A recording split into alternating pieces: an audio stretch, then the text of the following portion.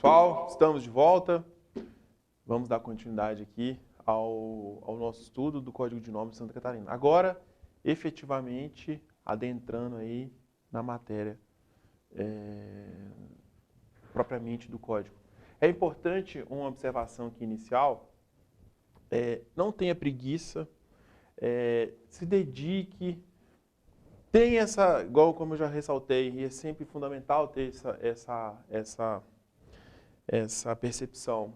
O estudo do Código de Normas, ele tem que ser feito em conjunto com as outras normas, né? Em especial, Constituição, Código Civil, a Lei 6.015.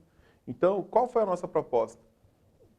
Aquilo que chama mais atenção nesses regramentos, em especial a Lei 6.015, a gente trouxe aqui pontos para mostrar para vocês as remissões que a lei faz, o que diz um, o que diz o outro, quais são os pontos que são próximos, para facilitar não só o seu aprendizado, mas principalmente a fixação do conteúdo. Então, isso é de fundamental importância aqui para você. E um detalhe que faz toda a diferença na hora da prova. Prestem muita atenção no que é questionado. Qual que é a pergunta que é feita ao candidato? O que o examinador quer saber? Então, muitas vezes, uma questão vem de acordo com o Código de Normas. Então, a sua resposta vai se primar pelo fundamento do Código de Normas. De acordo com o Código Civil, é entendimento do CNJ, a Constituição da República. Então, veja o que está sendo perguntado, tenham essa maldade na abordagem das questões, para que a sua resposta... não, mas eu tenho certeza que a lei fala isso. Tá, mas e o Código de Normas? Fala a mesma coisa? Ele é mais específico? Ele exige alguma coisa além daquilo que está ali? Ele tem alguma exceção? Entendeu? Então, a aprovação na primeira etapa ela é um conjunto de fatores, primordialmente de acerto dessas questões. E a gente não pode perder nenhuma questão do nosso Código de Normas, em especial do RCPN, e a nossa missão aqui é justamente facilitar o seu caminho nesse sentido. Vamos lá. Artigo 535 do Código de Normas. O índice do livro C auxiliar será organizado pelo nome do pai ou da mãe. Então veja, pessoal, que a Lei 6.015, no artigo 33, ela dispõe quais são os livros no âmbito do registro civil de pessoas naturais. A esse rol aí a gente acrescenta o artigo, o livro E, né, que é um livro chamado especial que existe no âmbito da serventia da sede da comarca, né, ou primeiro RCPN da cidade. Então, é fundamental que você tenha essa compreensão dos livros que existem. O Código de Normas aqui em Santa Catarina, no artigo 535, ele trata do livro C auxiliar. Veja o que dispõe o nosso livro C ali, ó. Registro de natimorto. O que é o natimorto, Bruno? É aquela criança que já nasceu sem vida, tá certo? Diferentemente daquela criança que respira e falece. Para o primeiro caso, eu tenho um tratamento específico. É o registro no livro C. Para o segundo caso, eu tenho um tratamento diferenciado. Eu tenho que, primeiro, segundo a Lei 6.015, registrar o nascimento que ocorreu. Né? Aquele sopro de vida ele é suficiente para possibilitar a inscrição daquele ato no livro de pessoas naturais, livro A, que é o livro de nascimento, né? E, simultaneamente, a lavratura do assento de óbito, do registro de óbito, que é feito logo em seguida. Então, o natimorto nasce sem vida, é chamado falecimento fetal, perdão, e a criança que nasce e em seguida morre, o processo é o comum, registro de nascimento e óbito. São dois registros feitos simultaneamente, mas em livros diferentes, com finalidades diferentes. Tudo bem? Então vejam que o livro C auxiliar, ele é organizado pelo nome do pai ou da mãe. Eu quero saber, então, fazer uma busca no cartório sobre o nome de um natimorto. Eu vou achar? Eu sou obrigado, pela norma de Santa Catarina, a fazer o índice desses livros. Todos os livros devem ter índice, os do RCPN, pelo nome da mãe. E nós vamos ver em seguida ali no artigo 569 uma modificação recente que foi feita para, tendo em vista principalmente o princípio da dignidade da pessoa humana, possibilitar a atribuição de nome ao natimorto.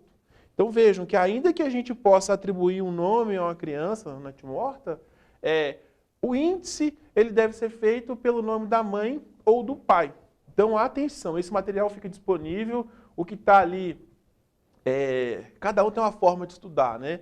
Então, mais ou menos uma legenda para vocês. O que está negritado é importante, o que está negritado e sublinhado é mais importante, o que está negritado, sublinhado e em vermelho é o top da galáxia, né? É aquilo que você tem que ter total atenção.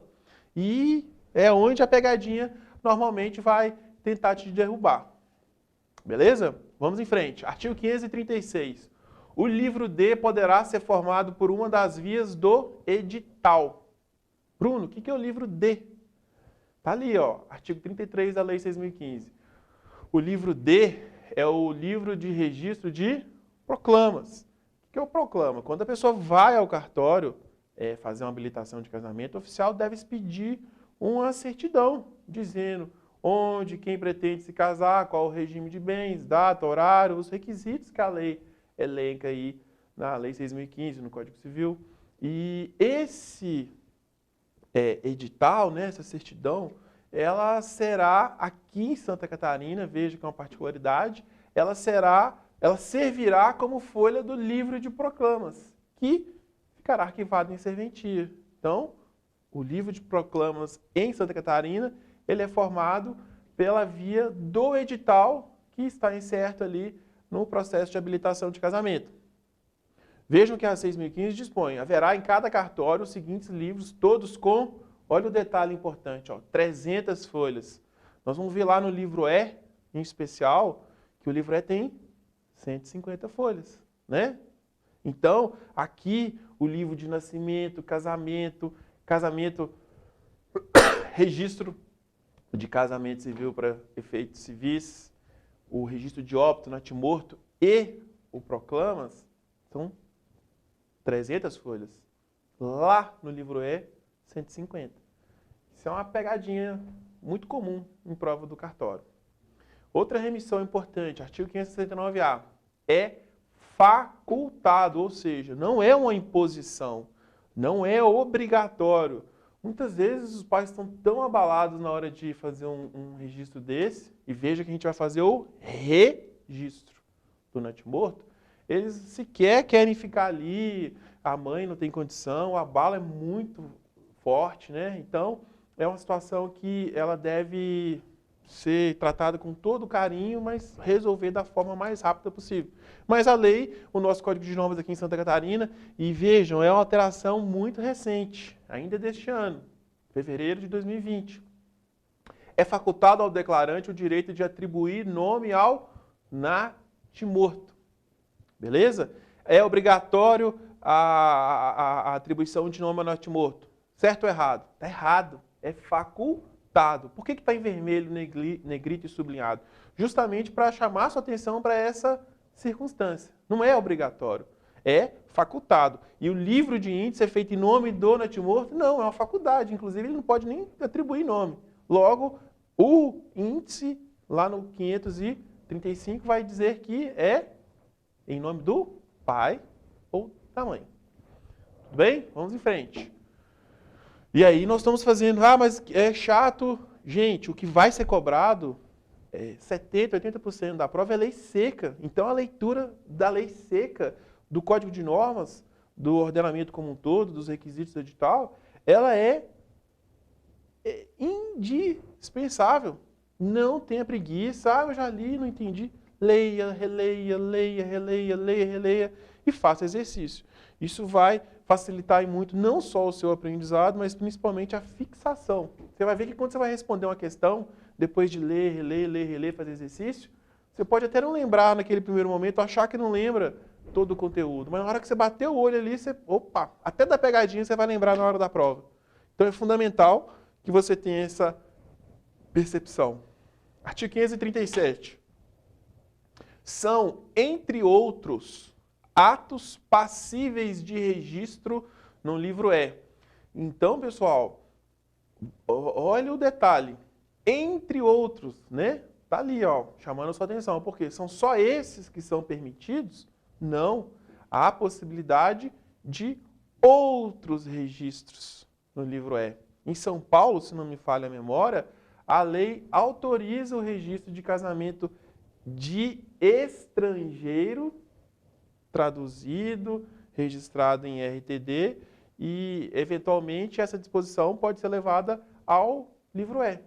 Então, aqui em Santa Catarina, não é um rol taxativo, mas que você tem a possibilidade de, a qualquer momento, inclusive a corregedoria, através de regramento próprio, incluir, como foi feito, por exemplo, recentemente, a sentença de tomada de decisão apoiada.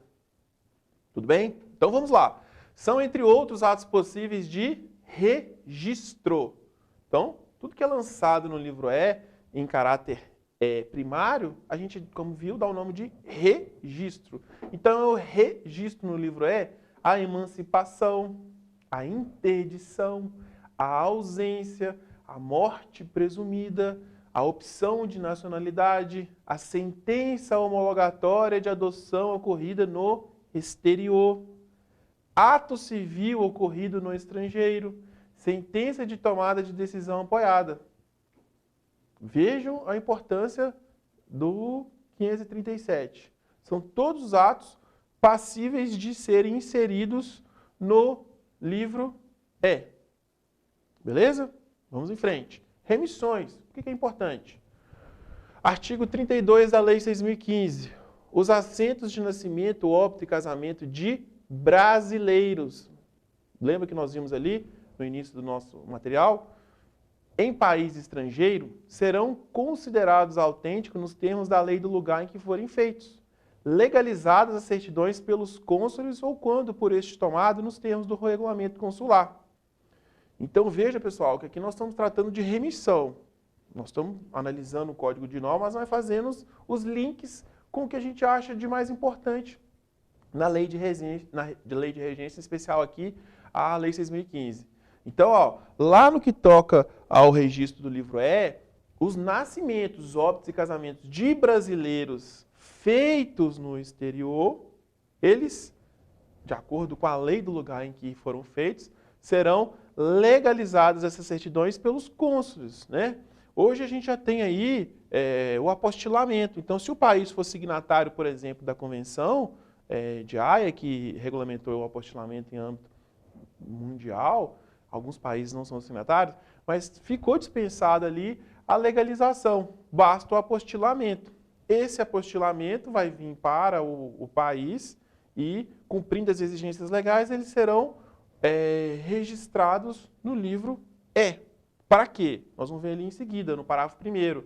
Para produzirem efeitos no país.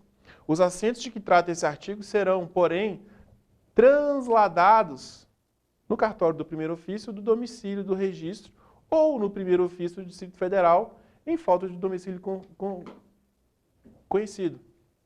É uma observação interessante. Veja que a gente faz o registro, mas a técnica no livro E, a gente vai chamar, para os casos de transcrição desse assento, em transcrição ou traslado, porque o registro foi feito lá fora e ele vai ser trasladado para o livro E no cartório sede de registro civil.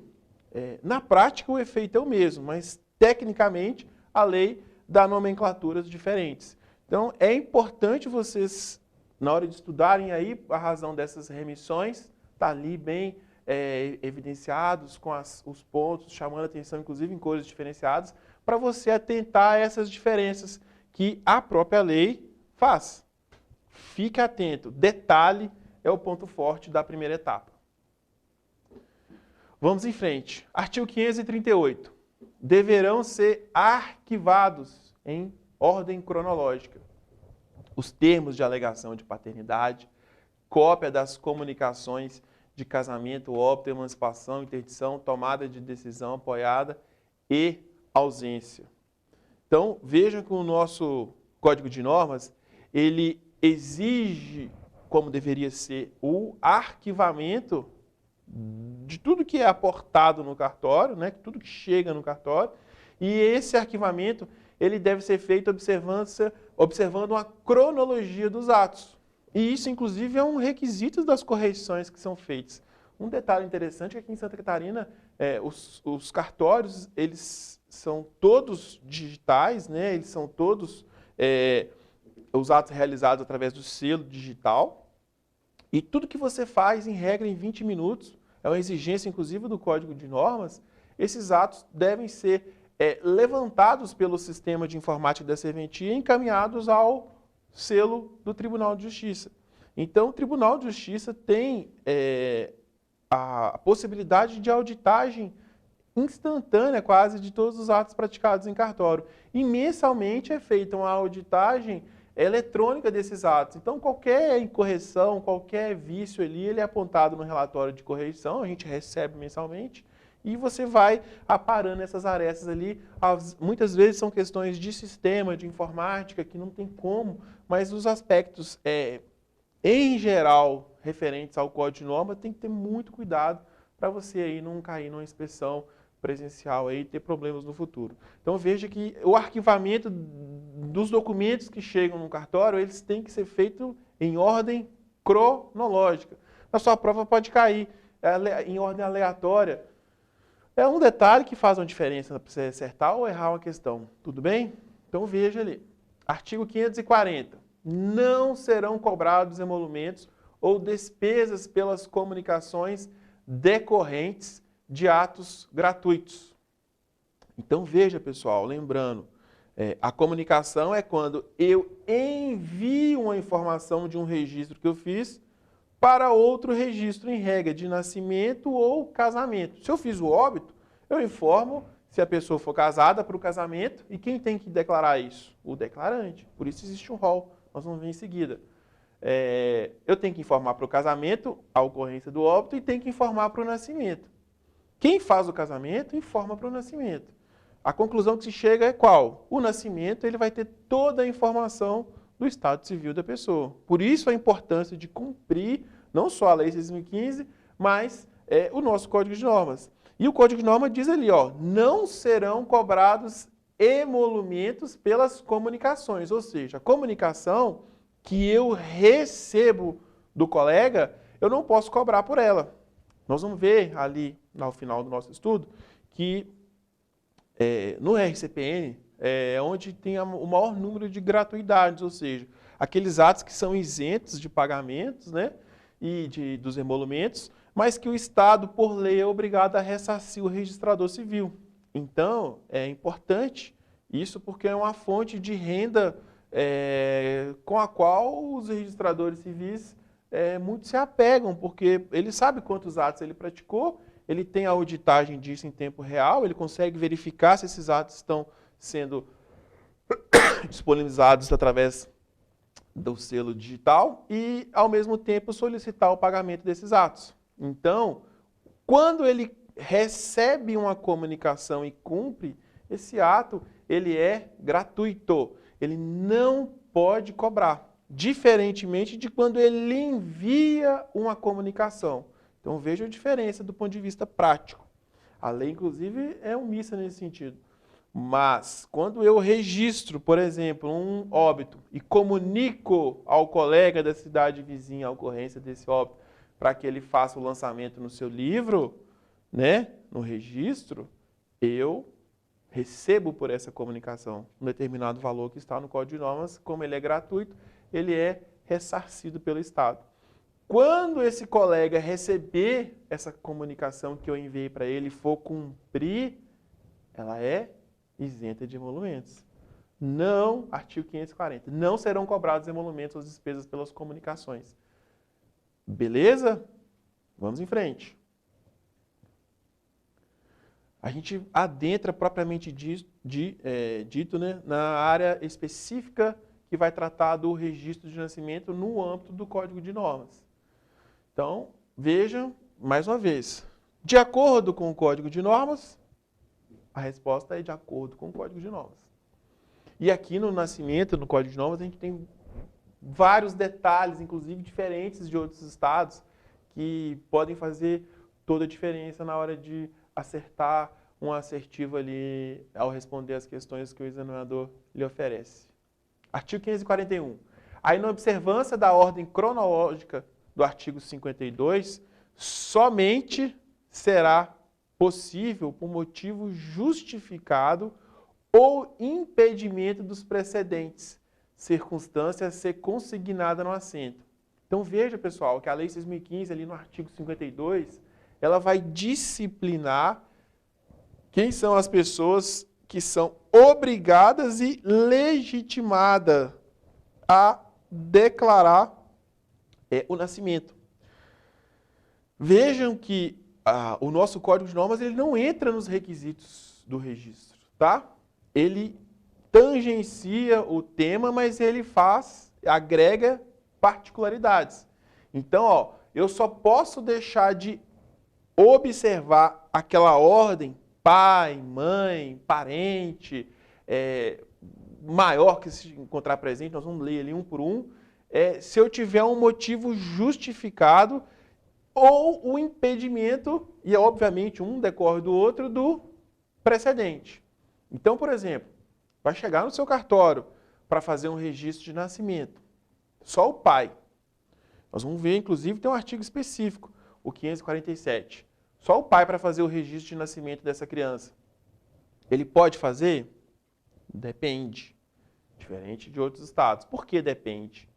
Porque eu preciso ter certeza se aquele pai, ele é de fato o genitor dessa criança. Ah, mas está ali na DNV, aqui em Santa Catarina, vejam lá, artigo 547. O registro do filho, olha lá, ó, dependerá. Então, é uma condição que deve obrigatoriamente ser observada pelo registrador, pelos seus auxiliares, de comparecimento de ambos. Vejam ali, ó, negrito, sublinhado em vermelho. Ambos os pais na serventia pessoalmente ou por intermédio de procurador com poderes específicos. Esse artigo vai ser mais detalhado lá na frente, mas dá para a gente dar uma pincelada aqui já. Ou seja, quando eu for fazer um registro de nascimento, primeira regra, pai e mãe, juntos. Tudo bem? Aqui em Santa Catarina. Obrigatoriamente pai e mãe juntos na hora de declarar o registro de nascimento do filho. Ah, mas a mãe está no hospital, convalescida, e o pai? Pode? Sim, mas há uma exigência. Qual? O pai. Nós vamos ver adiante. Se for casado, apresentando a certidão de casamento, ou viver em união estável, apresentando a escritura ou documento que comprove documentalmente essa circunstância, e o código é específico nesse sentido, ele pode declarar o nascimento, ainda que na ausência da mãe. E o contrário, parece só a mãe na secretaria para registrar o filho. Ela pode fazer sozinha? Pode. E a atribuição da paternidade, ela pode? Pode. Desde que, e aí a particularidade, ó, seja casada ou vive em união estável, documentalmente comprovada na forma que o código exige, nós vamos ver adiante. E a mãe que vive em união estável sem escritura, ela pode fazer esse registro do quarto filho do casal? Não pode. A lei não autoriza. Mas eu tenho... Não pode abrir mão dessa exigência. Por quê?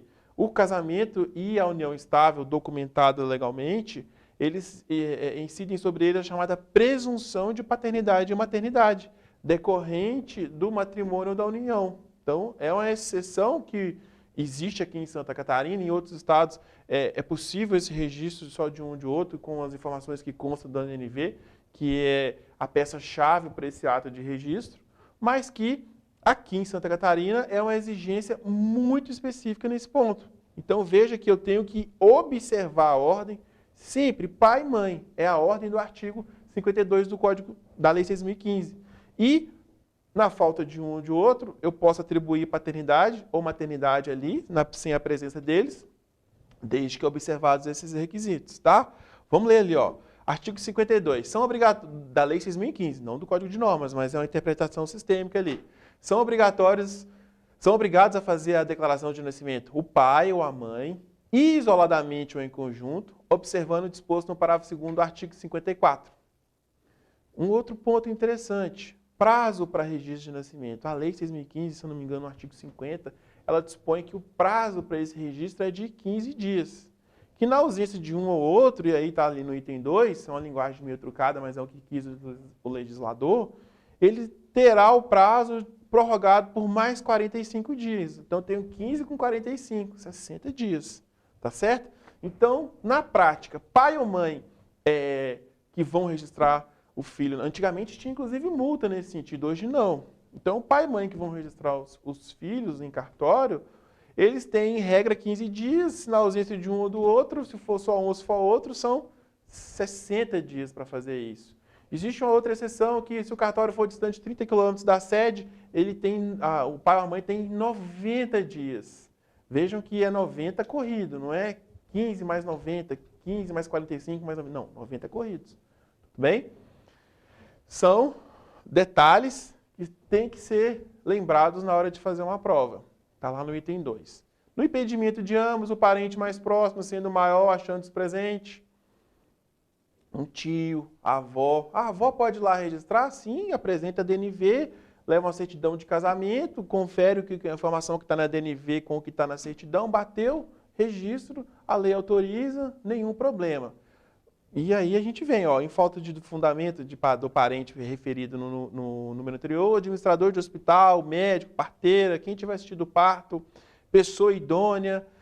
Vejam, pessoal, que são exceções das exceções. Em regra, vai o pai ou a mãe, ou um parente, ou talvez uma determinação judicial, uma solicitação do Ministério Público, o Conselho Tutelar. Basicamente, esse é o rol das pessoas que eventualmente podem comparecer à serventia. O que é interessante, aí vem o Código de Normas mais uma vez. Olha, é fundamental e é uma exigência, inclusive feita em correição, pela qual nós passamos anualmente, que haja a justificativa do impedimento, tá certo? E essa justificativa ela tem que constar no assento. Então, hoje os sistemas de informática, por exemplo, tem um campo lá, observações, que você vai justificar a razão de não ter observado aquele rol. Beleza? Então, fiquem atentos aí com esses detalhes. Artigo 542 do Código de Normas. Além das informações previstas em lei, constará do assento o número da declaração de nascido vivo, é a chamada DNV, ou registro administrativo do indígena, que é a RANI ou RANI, né? Então vejam, pessoal, que para eu registrar uma criança hoje, em Santa Catarina, eu não consigo, salvo determinação judicial, sem a DNV, tá? Essa DNV é um documento emitido pelo hospital, ok? Que é entregue à mãe ou ao pai para que seja levado ao cartório, para que, com base nas informações ali contidas, e a Lei 6.015 faz diversas exceções e trata especificamente dos requisitos dessa DNV ali, do registro, nós vamos ver em seguida, na Lei de Regência, e é importante e fundamental que só faça esse registro se for apresentada essa DNV. Por que é muito importante isso? Porque dessa forma a gente consegue mitigar, se não estipar quase que por completo, a ocorrência da chamada adoção brasileira, que antigamente era muito comum. A pessoa ir lá no cartório, não tinha documento, falava que era mãe, que era pai, declarava e fazia o registro. E aquela pessoa que foi, inclusive de forma ilícita, subtraída dos genitores, passe a ser documentalmente, registralmente, legalmente, até que se desconstitua eventualmente, filha biológica, inclusive, desse casal, tá? Então a DNV veio justamente para coibir esse tipo de ação. Da mesma forma que o RANI. O RANI é um documento feito pela FUNAI, em que ela declara administrativamente o registro lançado ali no assento, no âmbito da FUNAI. Quando a pessoa vai ao cartório, geralmente, porque ela, em regra, vai nascer em um hospital, há exceções, mas vamos trabalhar com a regra, ele vai apresentar a DNV e a RANI. Então, nós vamos ver em seguida que eu faço o registro com base nas informações da DNV e para fins de de indicação da origem indígena da pessoa, que isso é muito importante, a questão, inclusive, de cidadania, dignidade da pessoa humana, benefícios que eles podem vir a ter em decorrência desse cuidado, zelo do registrador na hora de praticar o ato, ele lança essas informações no próprio assento, tá? Então, é fundamental que ela seja apresentada ao cartório. E uma informação que ficou para trás, mas eu reputo muito importante, a respeito do prazo de nascimento, é que a lei fala em 6.015, em 15 dias, prorrogado por mais 45, dá 60, se for longe, 90. Ah, Bruno, mas passou esses 90, como é que faz? Eu posso fazer o registro no cartório? Sim, existe um provimento do CNJ, é importante você ter uma atenção especial aí para ele na leitura para a sua prova, ainda que eventualmente ele não conste do edital, mas que vai disciplinar esse registro de nascimento tardio. E lá no provimento, no artigo 7º, se eu não estou enganado, ele dispõe que se a criança for menor que 12 anos e os pais apresentarem a DNV, há uma dispensa de uma série de requisitos ali que não são, que o provimento exige para as outras situações, mas que passam então a ser dispensados no ato desse registro. Beleza? Então, até 12 anos com DNV, é uma exceção trazida pelo artigo 7º do provimento, se eu não me engano, 28 do CNJ, ele autoriza esse registro tardio sem maiores formalidades. Atento àquele artigo que acabamos de passar, ali o 541, e é importante porque a Corregedoria ela é bem atuante nesse sentido, você faz consignar no assento que o registro foi feito com fulcro no artigo, se eu não me engano, 7º do provimento 28 do CNJ. Ok? Vamos em frente. Parágrafo 1º. O endereço dos pais do registrando deverá ser consignado por completo. Nós vamos ver ali o artigo 476 do nosso Código de Normas, ele exige uma série de atributos na qualificação registral, né? Na qualificação principalmente da pessoa que está ali praticando aquele ato, ou das pessoas que compõem o ato. Então, dentre eles, a indicação do endereço. Então, vejam que nós precisamos fazer uma análise conjunta desses institutos. Na hora de fazer o registro, então, o registro deverá consignar por completo o endereço dos pais, que, em regra, é o mesmo, mas podem, e é comum também, endereços diferentes, pais que não mantêm relação afetiva em comum. Parágrafo 2º. Se os pais possuírem endereços distintos, será consignado preferencialmente o daquele que detiver a guarda do registrando. Isso acaba, na prática, perdendo um pouco de importância, porque você vai qualificar as duas partes, obrigatoriamente, com base no artigo 476. Tá certo? Esse preferencialmente ali é um detalhe para a sua prova, porque pode cair ali na prova que a informação pode ser a do pai. E o nosso Código de Normas é taxativo ao exigir que, se acontecer a situação, preferencialmente o nome vai ser aquele que detiver a guarda, nem necessariamente o pai, nem necessariamente a mãe. É o que detém a guarda. Vejam ali o preferencialmente. Chama a sua atenção para os detalhes, não propriamente para o sentido da norma, que ela vai ser complementada em seguida, mas para os detalhes da redação. Parágrafo 3º. No caso de endereço rural, constará a denominação da propriedade e sua localização, ou outros dados identificadores a critério do oficial. É aquilo que eu digo, nós vamos ver ali, artigo 476 do Código de Normas. É fundamental uma qualificação mais completa possível. Há exceções, principalmente no registro de nascimento, nós vamos passar, mas que todos os atributos da qualificação sejam inseridos no registro, ressalvadas as exceções legais. Está logo adiante. Remissões, Bruno, ao próprio Código de Normas, artigo 545. Para todo registro de nascimento, é obrigatória a utilização da DNV e ou da certidão do RANI, conforme modelos legalmente instituídos. Então vejam, pessoal, olha, o Código de Normas em artigos diferentes traz exigências muito parecidas, olha, 542. Além das informações previstas em lei, constará do assento o número da declaração de nascido vivo, ou a RANI. E vem o 545 e diz, olha, para todo registro de nascimento é obrigatório. Por isso que eu digo, a DNV, fazer um registro, apareceu no seu cartório uma pessoa sem a DNV, mas eu perdi a DNV. Código de Normas trata da hipótese, vamos ver em seguida. Ah, mas eu esqueci em casa. Ah, mas o meu marido está viajando. Ah, mas...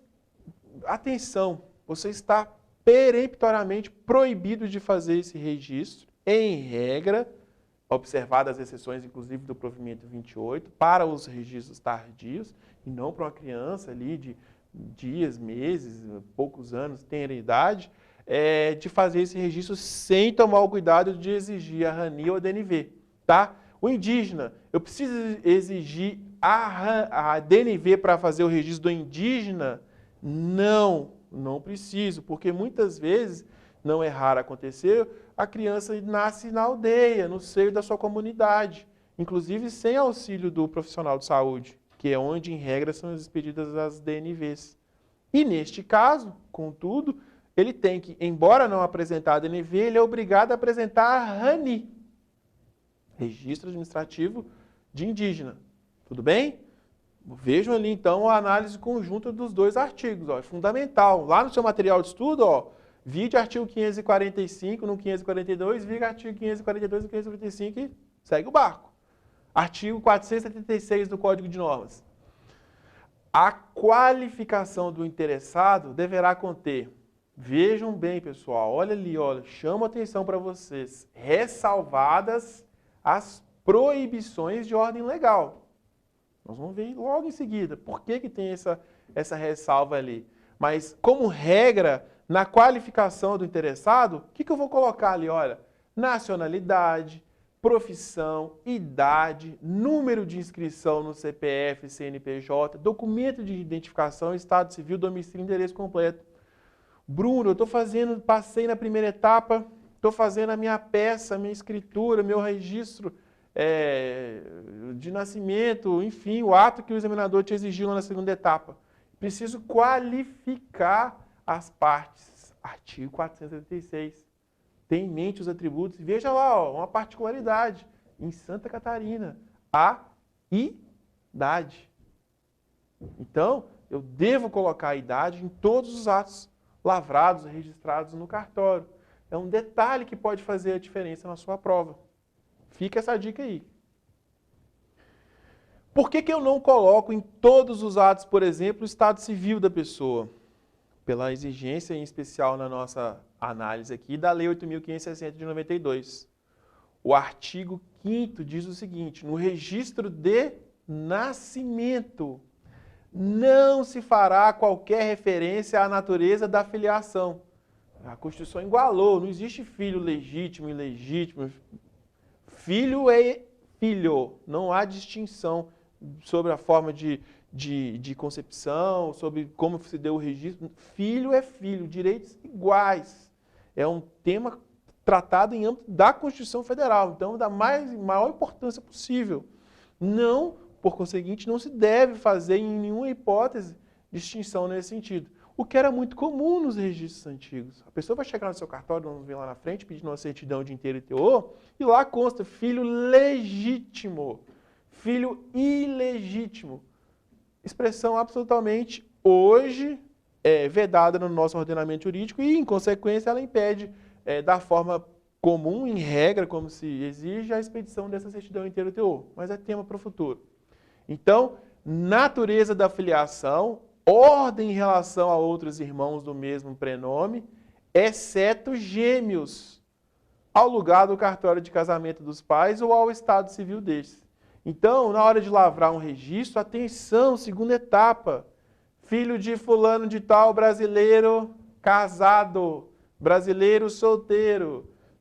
É extremamente equivocada essa menção no registro. Tá? Ela jamais pode ser feita. Por quê?